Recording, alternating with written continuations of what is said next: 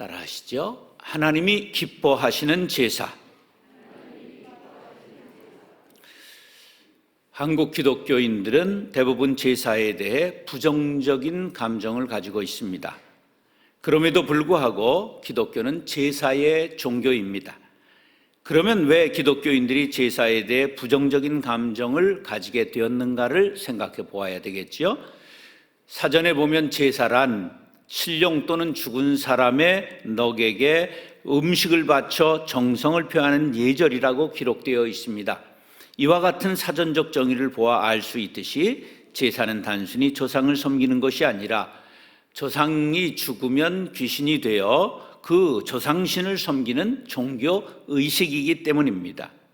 조선시대의 제사는 역사상 그 어느 나라에서도 유래를 찾아볼 수 없는 다양한 종류의 제사를 1년 내내 지냈습니다. 자, 종류를 한번 살펴볼까요? 사당제라는 것이 있습니다. 사당에 모셔놓은 선조 신주에게 집안에서 일어나는 일을 알리는 행위로 고유제라고도 합니다. 5가지 종류가 있는데 신알례, 매일 새벽 분향하는 예식입니다. 출입례, 집을 멀리 나가고 들어올 때 갖는 예식, 참례, 초하루, 보름날, 설날, 동짓날, 그리고 천신례, 청명, 한식, 단오, 중양절에 드리는 예식, 고사례, 집안에 무슨 일이 있을 때 알리는 제사를 뜻합니다. 그 다음에 사시제라고 하는 것이 있는데 사계절 지내는 제사입니다. 음력 2월, 5월, 8월, 11월 새벽에 지냈습니다. 2월, 5월 제사 뒤에는 땅의 신인 토신제를 지냈습니다. 이제라고 하는 것이 있는데 부모의 제사를 9월에 지냈고요. 그 다음에 기일제라고 4대 조상까지 돌아가신 날 지내는 제사를 기일제라고 말합니다. 묘제란 3월 중 조상의 묘에서 지내는 제사로 시향, 시제, 시사, 묘사라고도 부릅니다. 차례, 설날, 대보름날, 한식, 단오, 칠석, 추석, 중양, 동지 등의 성묘의 형태로 지냈습니다. 불천이 제사라고 하는 것이 있는데 유명한 선조가 집안에 있다. 그러면 4대가 지나도 계속해서 제사를 지내는 것을 불천이 제사라 그렇게 말합니다. 생일 제사가 있는데 조상의 생일에 지내는 제사입니다. 제사의 종류가 이렇게 많았습니다. 산 사람을 돌아보는 일보다 죽은 조상을 섬기는 일에 온 정성을 쏟은 것이지요. 1년에 10여 차례, 많으면 20여 차례를 지내야 되는 제사, 참 얼마나 지금 생각하면 엄청난 일입니까? 음식 그 가짓수는 헤아리기 어려울 정도로 많았고 산 사람은 굶을 망정 죽은 조상에게 정성을 다해야 후손된 도리라고 생각했던 것입니다. 그러나 이로 인해 빚을 지는 사람이 생겼고 마음엔 정성도 없이 헐에 허식만 남게 되었던 것입니다. 이런 유교의 폐해가 극에 달해 사회 지탱할 힘을 유교가 잃었을 때 개신교가 들어왔습니다.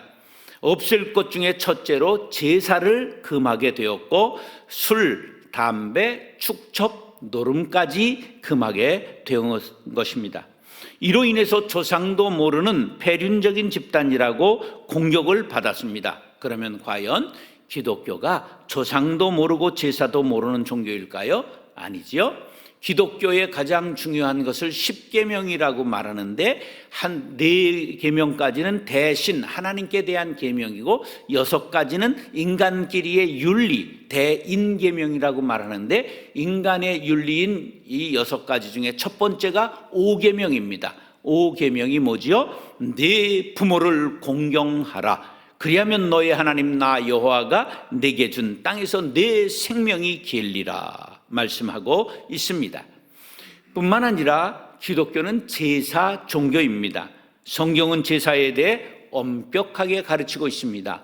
구약의 창세기, 출애굽기, 레위기, 3번째 성경인 레위기는 제사 의식을 가르치고 있는 성경 말씀입니다. 5대 제사법이 나오죠. 첫 번째 번제, 희생제물을 불로 태워 드리는 제사로 헌신을 상징하고, 두 번째로 소제, 곡식가루를 드리는 제사로 행위와 성별을 상징하고, 세 번째 화목제로 기름만 불사라 제사를 드렸는데 하나님과 화목을 상징합니다. 네 번째 속죄제는 죄를 속하기 위하여 드리는 제사로 하나님의 은혜를 상징하고, 다섯 번째 속건제는 성물 혹은 남에게 손해 끼쳤을 때 드리는 제사로 관계 개선을 상징합니다. 번제는 개인적으로 드리기도 했지만 예루살렘 성전에서 아침과 저녁으로 날마다 드렸기 때문에 상번제라고 말합니다. 제사를 얼마나 정성껏 드리느냐는 제물이 결정하는 것입니다. 유대민족이나 한국민족이나 제사를 중요하게 생각하는 측면에서 같은 점이 매우 많고, 또 제사가 형식화되었다는 측면에서도 유사합니다. 이 폐단을 없애기 위해 한국교회가 제사를 없앴습니다. 그러나 천주교는 개신교보다 딱 100년 앞에 들어왔는데, 그 처음에 제사를 없앴다가 얼마나 혼이 났느냐 하면 2만 명이 순교했습니다. 여기 가다가 보면 절두산이라는 곳 있죠? 절두가 뭐예요? 머리를 절단했다는 산이에요. 거기 사형시킨 거예요. 강물 앞에 그냥 목을 잘라서 버렸어요. 조금 용산에는 새남터가 있었죠. 그 사형장입니다. 그 수도 없는 사람들이 새남터의 북소리와 함께 전부 사형을 당해서 몇만 명이 죽었다고요? 2만 명. 무엇 때문에? 제사 지내지 않는 것 때문입니다. 그런데 천주교가 지금 제사 지내요, 안 지내요? 아이러니하게도 제사를 지냅니다. 이걸 토착화라고 말합니다. 한국 사람에게는 제사를 지내게 하는 것이 전교, 그들은 전도를 전교라고 말합니다. 전도하는데 유리하다고 판단했기 때문입니다. 그래서 천국에서 막 시위하고 데모하고 프랭카드가 써서 봤더니 억울하다, 억울하다. 우리는 제사 지내고 죽었는데 저 아래 것들은 제사 안 지내다 죽었는데 저긴 다 제사 지내고 있다. 이러고 데모한다는 전설이 있습니다. 자, 이제 우리는 제사를 드리지 않습니다. 그런데 예수님께서 이 땅에 오셔서 완전한 제사를 단번에 드리셨습니다. 그래서 교회 시대에는 제사가 폐지되었고 이제 구원의 은혜를 감사하며 예배하는 기능으로 대치되게 이른 것입니다. 사랑하는 성도 여러분, 오늘 본문 말씀을 상고하면서 하나님이 기뻐하시는 제사가 무엇인가를 깨닫고 바른 제사, 신령과 진정으로 드리는 예배를 하나님께 드림으로 하나님 마음을 시원케 하는 자녀들이 될 수 있기를 축원합니다. 따라서 피의 제사, 한국의 제사에 제사 음식이 가장 중요합니다. 그래서 제사가 있는 날 전날이면 전부 몸과 마음을 정결하게 하고 정성을 다해 제수를 준비합니다. 술과 과일과 포와 젓갈과 떡과 산적과 나물과 밥과 국과 국수와 김치를 준비합니다. 그런데 음식을 아무렇게나 놓으면 안 되고 진설법이 있습니다. 홍동백서, 붉은 것은 동쪽에, 하얀 것은 서쪽에, 생동숙서, 날 것은 동쪽에, 익은 것은 서쪽에, 어동육서, 물고기는 동쪽에, 고기는 서쪽에, 두동미서, 그래서 머리는 동쪽에, 꼬리는 서쪽에, 좌포우회, 포는 왼쪽에, 젓갈은 오른쪽에, 우반좌갱, 밥은 오른쪽에, 국은 왼쪽에, 그리고 조율이시라고 하는 것이 있는데 대추, 밤, 배, 감 순서대로 진설하는 그런 법들이 있었습니다. 이렇게 복잡하니 우리 할마씨들이 얼마나 힘들었겠습니까? 여기 혹시 제사를 전에 지내본 분들 손 들어보세요. 예, 아이고 수고 많으셨습니다. 그래도 우리 할마씨들이 이거를 그렇게 어려운 걸 배워서 하느라고 치매가 덜 걸렸다는 전설이 내려옵니다. 구약에도 제사를 지낼 때 제물이 중요합니다. 소와 양과 염소와 비둘기 그리고 곡식 가루를 드렸습니다. 직분과 재산 정도에 따라서 제물에 차등을 두어 부담을 덜어준 것입니다. 소제를 제외한 모든 제사는 짐승을 드렸는데 짐승을 잡아서 피로 제사를 드렸기 때문에 바로 구약의 제사는 피의 제사입니다. 11절로 13절 말씀 시작. 이는 죄를 위한 짐승의 피는 대제사장이 가지고 성소에 들어가고 그 육체는 영문 밖에서 불사름이라. 그러므로 예수도 자기 피로써 백성을 거룩하게 하려고 성문 밖에서 고난을 받으셨느니라. 그런즉 우리도 그의 치욕을 짊어지고 영문 밖으로 그에게 나아가자. 아멘. 이 말씀 중에 짐승의 피라는 말이 나오고 예수의 피라는 말이 나옵니다.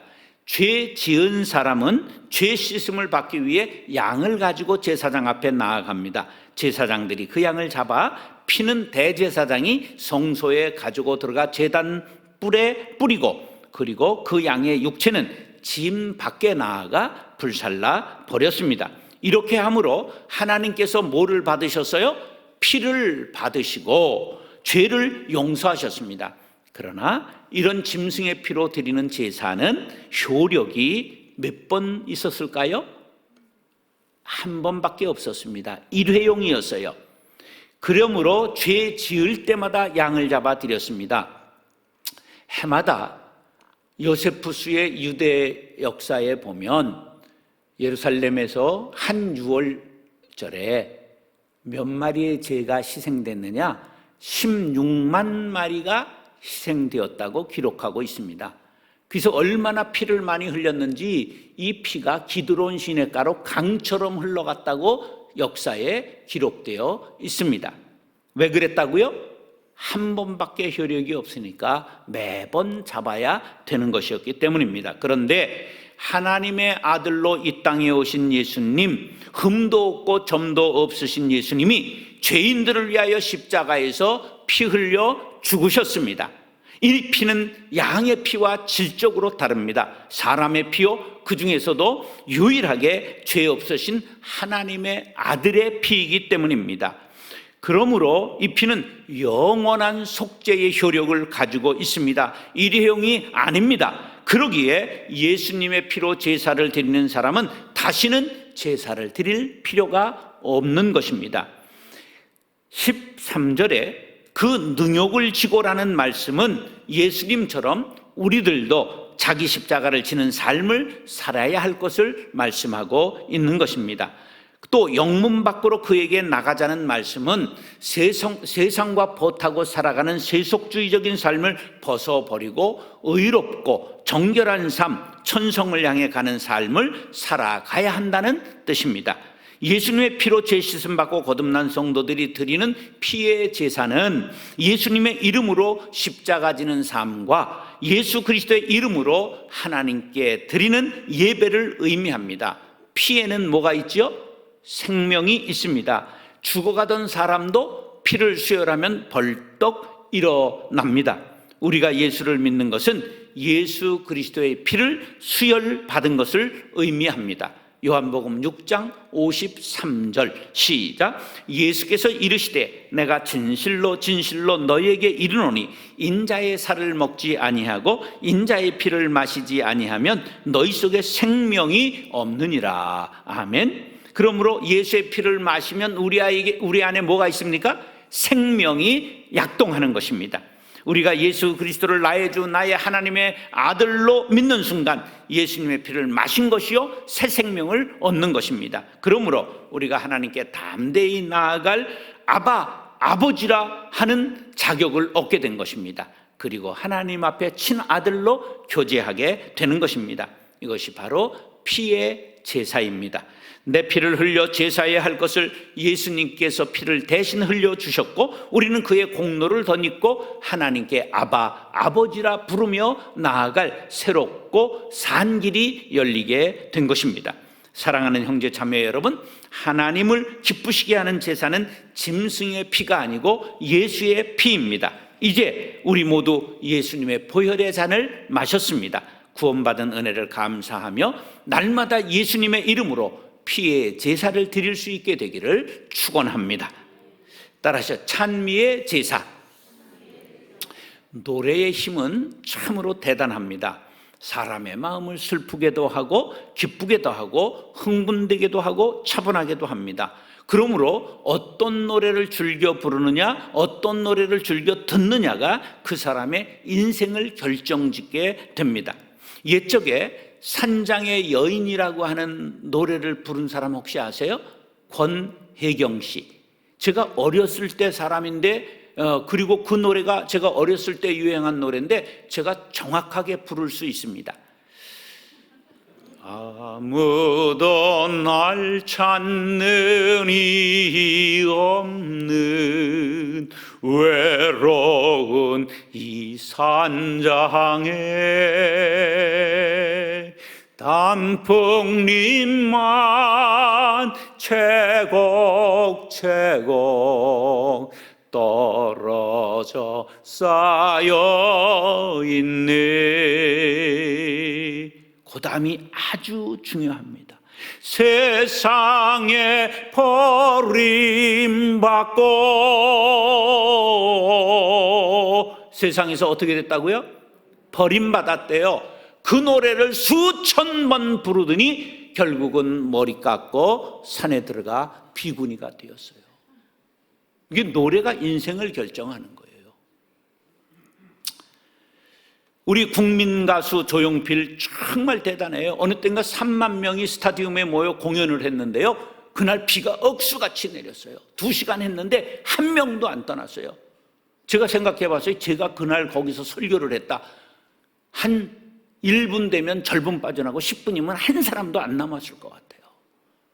그런데요, 이분이 엄청나게 정말 노래 잘하는 사람이죠. 내가 이분이 어려서 노래 잘하는 걸 알았더라면 나도 좀 할 텐데, 내가 이게 50이 지나서 이 사람이 정말 노래 잘하는 사람인가 하는 걸 그때야 알았어요. 그 언젠간 너를 위해 꽃다발을 전해주던 그 소녀, 막 이런 노래 불렀는데 얼마나 이 비탄에 젖은 노래를 했는지, 허공 속에 뭐 이런 부르고, 그 다음에 한 500년이라는 노래 아세요? 한 500년을 살자는, 얼마나 한이 짙게 배어 있는지, 얼마나 쓸쓸하게 살아가는지 몰라요. 이 국민 가수요, 최고로 치는 왕이라고 그러잖아요. 가왕이라고. 그런데 그의 부른 노래가 인생을 결정한다는 거지요. 그래서 별을 대상으로 실험을 해봤어요. 논을 3개로 해서 별을 심고, 한 논에는 아무것도 틀어주지 않고 자연적으로 자라게 하고, 한 논에는 매일 팝송을 틀어줬어요. 한 논에는 클래식을 틀어줬습니다. 어느 논에서 벼가 제일 잘 자랐을까요? 놀랍게도 팝송을 틀어준 논에서 벼가 제일 빨리 자랐어요. 왜? 프라우드 메리 하니까 막 프라이드를 가지고 그냥 웃자란 거예요. 그러니까 쭉정이가 많이 나왔어요. 웃자랐기 때문에.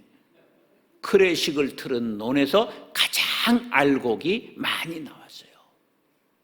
이런 벼가 이렇다고 한다면 만물의 영장인 인간이 어떤 음악을 듣고 노래를 부르냐에 그 인생이 바뀔 수 있다는 것을 인정하지 않을 수 있겠습니까? 14절로 15절입니다. 시작. 우리가 여기에 있는 영구한 도성이 없으므로 장차 올 것을 찾나니, 그러므로 우리는 예수로 말미암아 항상 찬송의 제사를 하나님께 드리자. 이는 그 이름을 증언하는 입술의 열매니라. 이 세상에는 영원한 것이 없습니다. 영원한 도성도 없고 영원히 살 수 있는 사람도 없습니다. 진시 황제가 중국을 통일하고 보니까 오래 살고 싶었어요. 그래가지고 삼천동자를 풀어가지고 어디까지 왔는 줄 아세요? 불로초를 찾으려고 제주도까지 왔다는 거 아니에요. 그랬는데 몇 살에 죽었는 줄 아세요? 안타깝게도 49에 죽었습니다. 그가 저 북쪽에 적을 막기 위해서 만리장성을 쌓고 나라를 지켰지만 그 나라가 15년밖에 가지 못했어요. 그런데 예수님의 은혜는 우리는 하늘에 있는 영원한 도성을 유업으로 받게 하신 줄로 믿으시기 바랍니다. 그러므로 우리 성도들의 찬양할 이유가 여기 있습니다. 구원받은 은혜, 영원한 천국을 유업으로 받은 은혜, 이 은혜를 기억한다면 어찌 찬양하지 않을 수 있겠습니까? 이 은혜에 감격하여 터져나오는 찬양을 찬미의 제사라고 하는 것입니다. 예수 안에 있는 우리 한량없이 즐겁고 주 성령의 외로함이 마음속에 차도다. 천국 음악 소리 같은 은혜로운 그 말씀 끊임없이 듣는 우리 어찌 찬양 안 할까? 기쁠 때 찬양하시기 바랍니다. 영원히 춤추게 될 것입니다. 슬플 때 찬양하시기 바랍니다. 상한 마음이 위로받게 될 것입니다. 병들 때 찬양하시기 바랍니다. 병마가 물러가게 될 줄로 믿습니다. 결박당했을 때 찬양하시기 바랍니다. 여러분의 결박이 풀어지게 될 것입니다. 사도행전 16장 25절로 26절입니다. 시작. 한밤중에 바울과 실라가 기도하고 하나님을 찬송하며 죄수들이 듣더라. 이에 갑자기 큰 지진이 나서 옥토가 움직이고 문이 곧 다 열리며 모든 사람이 매인 것이 다 벗어진지라. 바울과 실라가 빌립보 성에서 복음을 전하다가 감옥에 갇혔습니다. 성문 밖에서 능욕을 받으신 주님을 생각하며 그 고난에 동참하게 된 것을 감사하며 또 장차 천국을 유업으로 받을 것을 바라보며 오히려 찬송을 불렀습니다. 그 찬송을 감옥 속에 있는 죄수들까지 전부 들었습니다. 하나님이 받으셨습니다. 드디어 옥토가 흔들렸습니다. 그리고 그 지진이 나면서 착고까지 전부 벗어지게 되었습니다. 우연일까요? 아닙니다. 찬미의 제사를 받으신 하나님이 응답하셨기 때문입니다. 사랑하는 형제 자매 여러분, 찬송하시기 바랍니다. 기적을 맛보게 될 것입니다. 항상 찬미의 제사를 드리시기 바랍니다. 듣는 사람들에게 주의 이름을 증거하는 입술의 열매를 맺게 될 것입니다. 찬미의 제사로 하나님의 기쁨이 되시기를 예수님의 이름으로 축원합니다. 따라서 선행의 제사. 세상의 모든 종교는 사람이 하나님께로 나아가는 종교입니다. 그런데 기독교는 하나님이신 예수님이 인간이 되어 인간의 몸을 입고 우리를 찾아오신 종교입니다.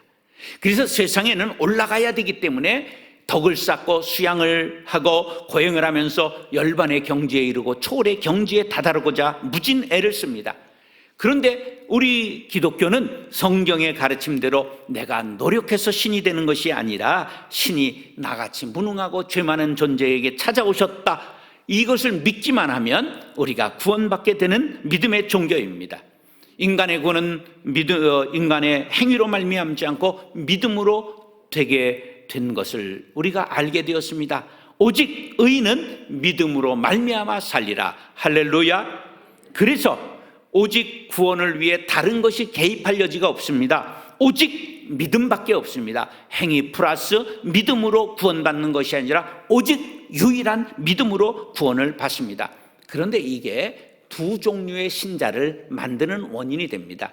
한 종류의 사람들은 거저 받았으니 그 은혜에 감격하여 이 은혜를 무엇으로 갚을까? 그래서 그저 하나님의 은혜를 찬송하며 선행을 하며 봉사하며 헌신하여 그 은혜를 갚고자 하는 사람들이 있는가 하면, 한 사람들은 거저 받았으니 그저 우리가 행위가 있다고 구원받는 거 아니니 놀 거 다 놀자, 먹을 거 다 먹자, 캐세라세라 즐기고 구원은 받는데 어딜 가느냐? 천국을 가기는 가는데 상급이 없다는 거지요.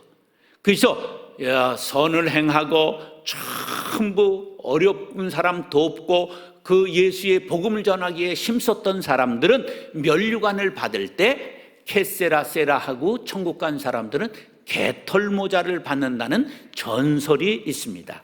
이게 옛날 제가 어려서 부흥사들한테 들었던 얘기입니다. 16절 시작.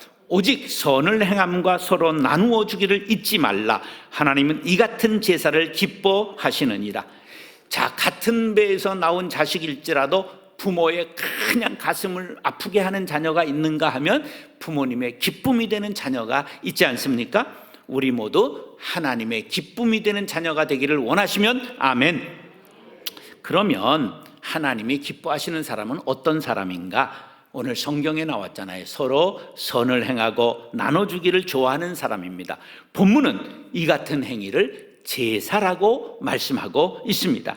제물로 황금 덩어리를 갖다 바쳐도 형제와 다투고 화목하면 하나님께서 그 제사 받지 아니하십니다. 예물을 제단에 드리려다가 거기서 내 형제에게 원망 들을 만한 일이 있는 것이 생각나거든 예물을 제단 앞에 두고 먼저 가서 형제 화목하고 그 후에 와서 예물을 드리라. 하나님이 기뻐하시는 일을 골라 해야 복을 받습니다. 하나님은 형제와 화목한 사람의 제사를 기뻐 받으십니다. 가난하고 병들고 배고프고 외로운 형제들에게 하나님의 손길로 다가가 선한 행위를 하는 사람을 제사로 여기고 받아주시겠다는 것입니다. 하나님이 우리를 먼저 불러주신 것은 하나님의 전권대사가 되어 복음을 선포하고 몸으로, 관계적으로, 정서적으로, 물질적으로, 영적으로 결핍된 사람들을 찾아가 섬기라고 우리를 먼저 택하고 불렀음을 믿으시면 아멘 하시기 바랍니다. 하나님은 오늘 본문 말씀에 선한 봉사를 제사와 동의어로 말씀하고 있습니다. 교회는 무엇하는 공동체냐? 혼자 하기 힘든 전도, 혼자 하기 힘든 봉사를 함께 하라고 모아놓은 공동체임을 잊지 마시기 바랍니다. 안이 갈비찜 아시죠? 근데 그 안이면에 가면, 경남 함양군 안이면에 가면 교회가 하나 있는데 쬐그마한 교회인데 구세군 교회예요. 근데 여기에 젊은 사관이 부임했습니다. 거긴 목사를 사관이라고 그럽니다. 사관이 부임해 보니까 교회는 15명 노인들 뿐이고 동네 사정은 농사를 열심히 짓는데 양파 농사가 잘 되면 값이 폭락하고 그냥 팔리지를 않아서 어려움을 겪는 걸 보고 그 서울 교회에 연락을 하면서 판매를 도와줬습니다. 그럼 이장이 이럽니다. 이장입니다. 양파 수매가 시작됩니다. 우리 안이교회로 양파를 가지고 모이시기 바랍니다. 그런데 양파만 하는 게 아니라 마을에 좋은 일을 계속 교회가 하다 보니까 교회가 마을의 중심이 됐어요. 그러니까 아예 교회에다 마이크를 설치하고 3개 마을에 전부 스피커를 놨습니다. 그래가지고 그 사관이 나중에는 예배 시간에 예배 실황을 그대로 틀었는데 아무도 말을 하지 않는 거예요. 그래서 그 동네 사람들이 찬송 몇 가지는 전부 부르게 되었다는 놀라운 사실입니다. 교회는 이렇게 섬김으로 세상의 중심에 서야 되는 것이요, 교회 안에서 지기들끼리만 지지고 먹고 놀고 예배하는 것 기뻐하시는 것이 아니라 응암교회가 앞으로 마을의 중심에 서서 하나님이 기뻐하시는 선행의 제사를 드리는 교회가 되기를 원하시면 아멘 하시기 바랍니다. 하나님 아버지 앞에서 정결하고 더러움이 없는 경건은 곧 고아와 과부를 그 환난 중에 돌아보고 또 자기를 지켜 세속에 물들지 아니하는 그것이니라. 아멘. 코로나19로 인해 어려움을 겪고 있는 분들이 많습니다. 주변을 돌아보아 어려운 이들을 도우시기 바랍니다. 믿음의 형제들 중에 경제적으로 때를 걸러야 할 어려움을 겪는 이들이 없는가? 주변 형제들 중에 고아와 과부와 외국인 노동자와 택배 노동자와 노점상 등등 사회적 약자들에게 관심을 가지시기 바랍니다. 우리는 크리스마스가 되면 전부 선물을 준비했다가 택배 오는 분들, 우체국, 분리수거 해가는 청소부들 전부 선물합니다. 그리고 제가 은퇴 후에 고아 16명, 19살 돼서 고아원 나온 아이들을 돌보고 있습니다. 코로나19가 돼서 고아원에 지금 나와야 될 4명이 못 나와요. 그래서 이번에 10일 날 걔네들을 만납니다. 우리 집으로 초청 산속에 해서 고기 먹이고 용돈 주고 격려하고 그렇게 합니다. 이제 20명을 제가 섬기게 되었습니다. 사도행전 11장에 보면 안디옥 교회가 설립된 지 얼마 되지 않았을 때 예루살렘 교회에 흉년이 들었습니다. 자기들도 어려운 형편이었지만 부조금을 걷어서 바나바와 사울을 사절단으로 보내는 장면이 나옵니다. 하나님이 기뻐하시는 제사는 선행의 제사입니다. 이사야 58장 6절 7절 시작. 내가 기뻐하는 그 음식은 흉악의 결박을 풀어주며 멍에에 줄을 끌어주며 압제당하는 자를 자유하게 하며 모든 멍에를 꺾는 것이 아니겠느냐. 또 줄인 자에게 네 양식을 나누어 주며 유리하는 빈민을 집에 들이며 헐벗은 자를 보면 입히며 또 네 고륙을 피하여 스스로 숨지 아니하는 것이 아니겠느냐. 사랑하는 성도 여러분, 하나님은 천천의 양과 만만의 황소를 드리는 제사를 원하는 것이 아닙니다. 예수 그리스도의 피의 공로를 믿고 예배하는 피의 제사를 원하십니다. 어떤 환경 속에서도 하나님을 찬양하는 찬미의 제사를 원하십니다. 환난 중에 있는 형제를 돌아보는 선행의 제사를 기뻐하십니다. 피의 제사, 찬미의 제사, 선행의 제사를 드리겠습니다 다짐하시는 분들은 아멘 하시기 바랍니다. 그러한 성도, 그러한 가정, 그러한 응암교회가 되기를 예수님의 이름으로 축원합니다. 따라서 하나님이 기뻐하시는 제사, 피의 제사, 찬미의 제사, 선행의 제사 기도하겠습니다.